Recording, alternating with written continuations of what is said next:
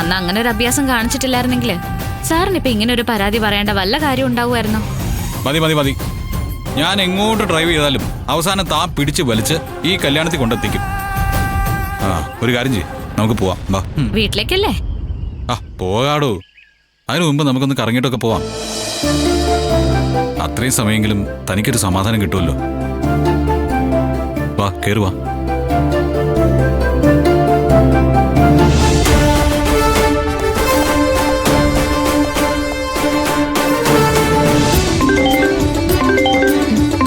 ആരാ ചേച്ചി? അമ്മയോ? ആ അമ്മേ, കുറച്ച് ദൂരമായി അമ്മേ. ഗിരീട്ടൻ വെള്ളം വാങ്ങിക്കാൻ ഇറങ്ങിയതാ. ആ ഞാൻ ഗിരീട്ടനോട് പറയാം. ശരി അമ്മേ. ഗിരീട്ടാ, പത്മന്റെ വിളിച്ചോന്ന് അമ്മ ചോദിച്ചു. ഓ, ഞാനതങ്ങ് മറന്നു. ഗിരീട്ടാ, ഫോൺ സ്പീക്കറിലിടണേ. വലിയ ബിസിനസ്സുകാരിയാണെന്നല്ലേ പറഞ്ഞത്. ജാടക്കാരിയാണെങ്കിൽ സംസാരത്തിൽ നിന്ന് നമുക്ക് പിടിക്കാം. ഓ,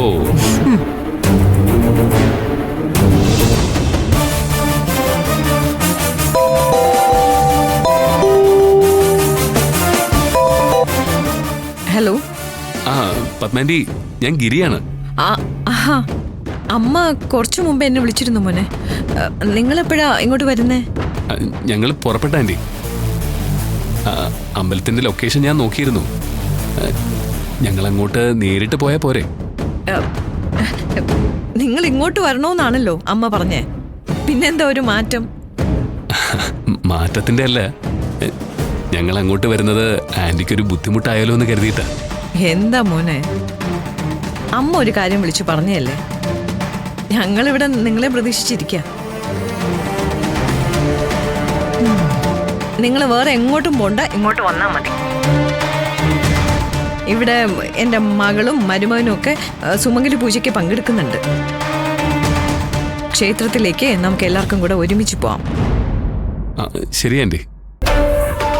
മഞ്ജു എന്നല്ലേ മോന്റെ ഭാര്യയുടെ പേര്? ആ അതെ. എന്താ ആന്റി? അല്ല, മഞ്ജുവിന് യാത്രയ്ക്ക് ബുദ്ധിമുട്ടൊന്നും ഇല്ലല്ലോ? പ്രഗ്നന്റ് അല്ലേ? കുഴപ്പമൊന്നുമില്ല ആന്റി. എങ്കിലും നിങ്ങൾ പെട്ടെന്ന് വാ.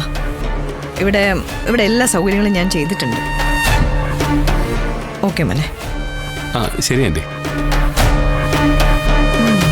ഒരു ജാടയില്ല. താനി തറവാട്ട് പെണ്ണുങ്ങളെ പോലെ അല്ലേ ചേച്ചി? ആൾക്കാരെ വിലയിരുത്തുന്നേലേ നിന്റെ അത്രയും കഴിവൊന്നും എനിക്കില്ല. ഒരു ബന്ധു വീട്ടിലേക്ക് വരുമ്പോ കാണിക്കേണ്ട മര്യാദ അവർ കാണിച്ചു. എനിക്ക് അത്രേ തോന്നിയിട്ടുള്ളൂ. എന്തായാലും കുഴപ്പക്കാരിയല്ലോ, അപ്പൊ പിന്നെ പ്രശ്നമില്ല. എന്തായാലും നമുക്ക് പോയി നോക്കാം.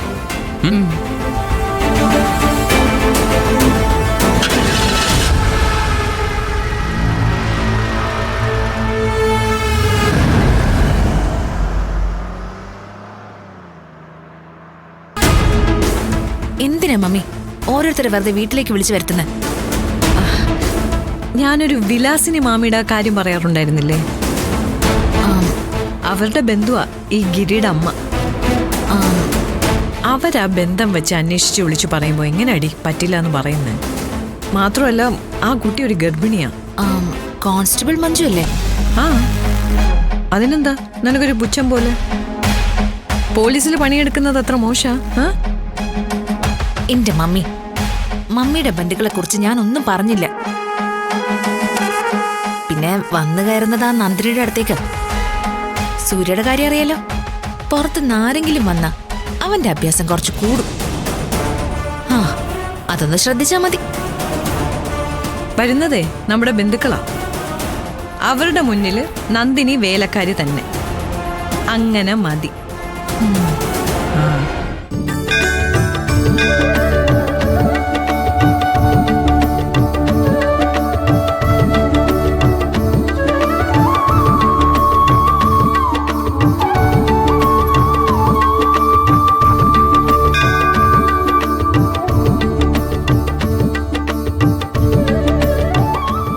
സമാധാനമായി.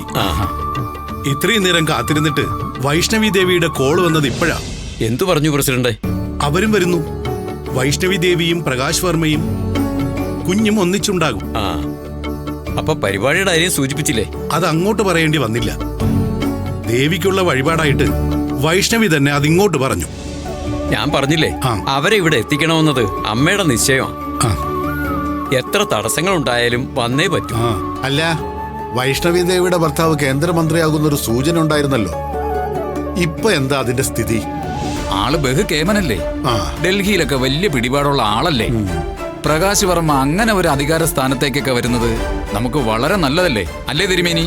അവർക്ക് രണ്ടുപേർക്കും ഈ ക്ഷേത്രത്തിനോടൊരു കടപ്പാടുണ്ട്. 7 വർഷം മുമ്പാണ് അവരാദ്യമായി ഈ നടയിലെത്തുന്നത്. സുമംഗലി പൂജയിൽ പങ്കെടുത്ത് അവര് വിജയിച്ചു. ആ വർഷം തന്നെ അവരുടെ ജീവിതത്തിലെ ഒരേ ഒരു ആഗ്രഹവും സാധിച്ചു. ഒരു കുഞ്ഞു പിറന്നു.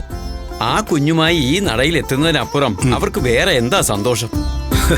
എന്നാ പിന്നെ ആഘോഷങ്ങളൊക്കെ നല്ല രീതിയിലായിക്കോട്ടെ. എല്ലാം തികഞ്ഞു വന്നിരിക്കുകയല്ലേ. ചെറിയൊരു സംശയം ഉണ്ടായിരുന്നുകൊണ്ട് നൃത്ത പരിപാടിയുടെ കാര്യം നോട്ടീസിൽ അച്ചടിച്ചിരുന്നില്ല. ഒരു കാര്യം ചെയ്യാം, പുതിയൊരു നോട്ടീസ് അടിക്കാം. നാട് മുഴുവൻ ഒരു അനൗൺസ്മെന്റും ആവാം. ആ, ഇത്രയും നല്ലൊരു പരിപാടി നടക്കുമ്പോൾ നമ്മുടെ നാട് മുഴുവനും അതിനു പുറകിൽ ഉണ്ടാവണം. ആ ദേവിയേ കാത്തോണേ.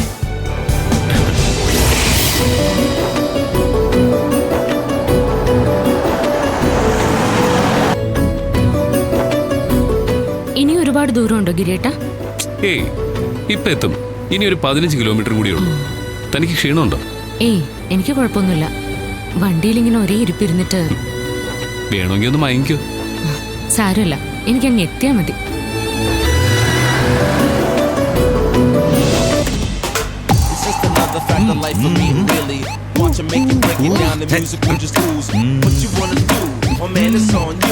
എന്ത് പാട്ടാ സാർ ഇത്? എല്ലാം കൂടി ഇപ്പൊ തല്ലി പൊളിയല്ലോ. ഇത് റാപ്പാടോ. ഇതൊക്കെ കേൾക്കുമ്പോഴേ നല്ല ശബ്ദത്തിൽ തന്നെ കേൾക്കണം. അല്ലാതെ വണ്ടി ഓടിക്കുമ്പോ ആരെങ്കിലും ഭക്തിഗാനം ഇട്ടുകൊണ്ട് പോവോ? ആ, അതായിരുന്നെങ്കിൽ കുറച്ച് സമാധാനെങ്കിലും കിട്ടിയാനെ. ഓ സോറി, അങ്ങനെ ഇപ്പൊ തൽക്കാലം സമാധാനിക്കണ്ട.